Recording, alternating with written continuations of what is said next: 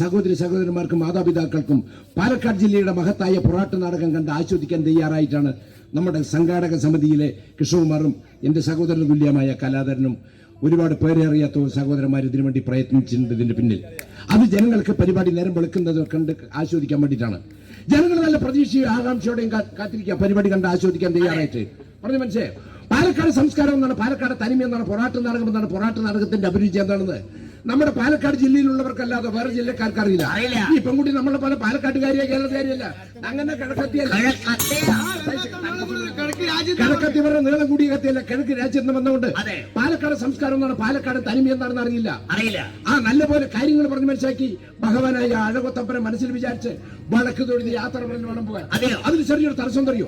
ഏറ്റവും ഉയരത്തിൽ കെട്ടിത്തൂക്കിയ ബൾബ് പെൺകുട്ടിയാണ്, ചൊട്ടച്ചാണെന്നുള്ളൂ, വടക്ക് തൊഴുതനത്തില്ല. സത്യമംഗൽ 6-ാം പട മുരുകന് ചെറിയൊരു സഹായം ആവശ്യമാണ്. അപ്പൊ കൊണ്ട് എടുത്തു വന്നിച്ച് വടക്ക് തൊഴുതി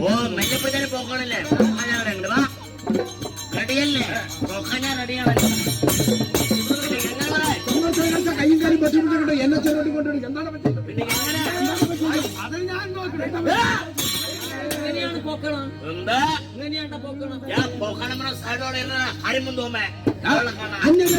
പെണ്ണുങ്ങളുടെ ശരീരത്തിൽ തൊടുന്നതിന് സംസാരിക്കുന്നതിന് ചില പരിമിതികളുണ്ട്.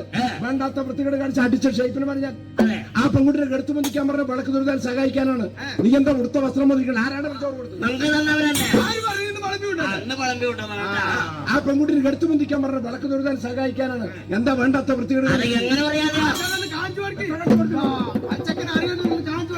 കണ്ണും കണ്ട ചെവിയും കേൾക്കില്ല. മൂഢജന്മ 6 മാസമല്ല 6 കൊല്ലം 60 കൊല്ലം പിന്നെ നടന്നിട്ടും കാര്യമൊന്നുമില്ല. അവന് നല്ല ബുദ്ധിയും ബോധമൊന്നുമില്ല. ഒരു പ്രാവശ്യം കൂടെ കാണിച്ചു തരും. വീണ്ടും ഇതേമാതിരി അവിടെ അടിച്ച ഷേപ്പിനെ കണ്ണും കാണില്ല ചെവിയും കേൾക്കില്ല. നമ്മുടെ ആശ കുട്ടിനെ പൊക്കാൻ പോണ്.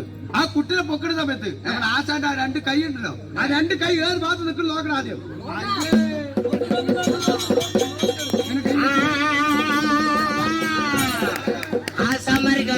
നമുക്ക് ചെയ്യാൻ പറ്റാത്തല്ലേ?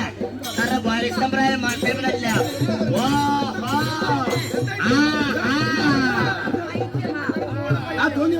നിന്റെ പൊട്ടത്തിറങ്ങിട്ട് ജനങ്ങൾ ചിരിക്കുന്നുണ്ട്. പിന്നെ ഒരു കണ്ണാക്കിന് വേണ്ടി